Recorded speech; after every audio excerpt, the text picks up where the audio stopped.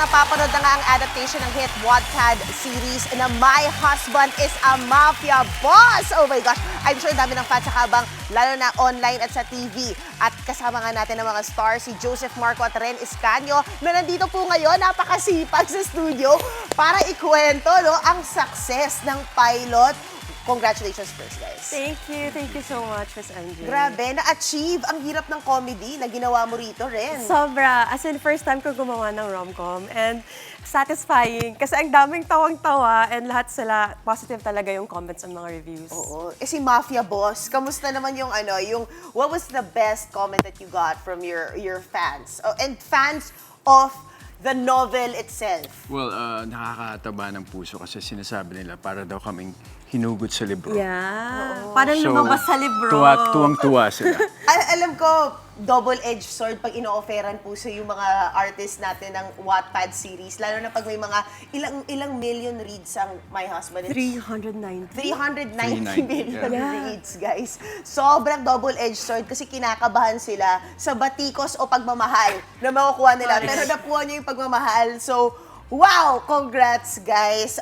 How faithful were you when you were trying to portray, of course, execute your roles? Always faithful. Even direct kasi pinag-uusapan namin bawat eksena ang gagawin namin. But then again, alam mo sobrang nabibilib ako kay Direct Fifth kasi yung element na dinadagdag niya, especially every taping namin, meron kaming nilook forward na panuorin na alam namin na pag pinalabas to, wow, this is gonna be a big scene. Yeah. Wow. Also sa mga lines, Miss MJ, as in nag-stick talaga kami, lalo na sa mga iconic lines na nasa book.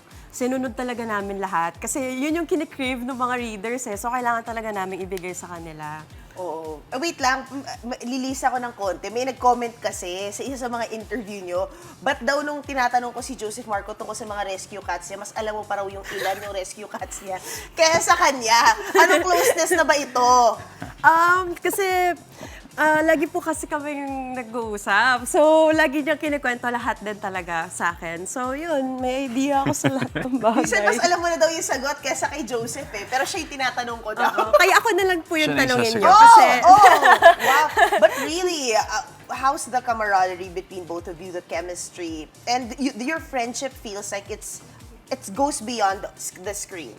Such a healthy collaboration. Like what I said, I feel like this is the most genuine partnership I've ever experienced. And that's why I'm so thankful na si Ren yung kapartner ko dito. Kasi napaka-challenging talaga ng yung mga scenes na kailangan namin gawin. And at the same time, iba yung pressure na like what you said, diba? It's an adaptation. So, yeah.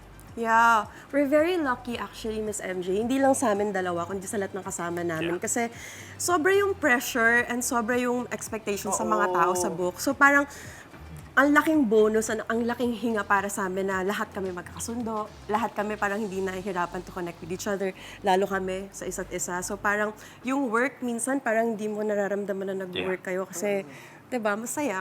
Happy set talaga siya. Kahit nga mag-overtime kami, parang sige, okay lang. Minsan nag-stay pa kami, ayoko po muna umuwi, dito na lang po muna ako, ganon. Ako, kung kayo ba naman yung magkasama, the visuals and the, diba, the meaning of, the meaningful conversation, sino bang gustong umuwi? But eto na, guys, please do invite everybody. Of course, my husband is a mafia boss. Palabas na po, episode 2 na po kami. And sana po sa lahat ng hindi pa nakakanood, please download. Yes, of course, Viva One. Please, guys, stream legally, of course, sa Viva One app lang po yan. And sana po, panoorin niyo po ang kada episode every 12 midnight, every Saturday. Mamayang gabi. Ay, di, bukas. Tomorrow. Tomorrow. Yes. Saturday midnight. ng madaling araw, 12 midnight. Thank you so much, Ren and Joseph Marco.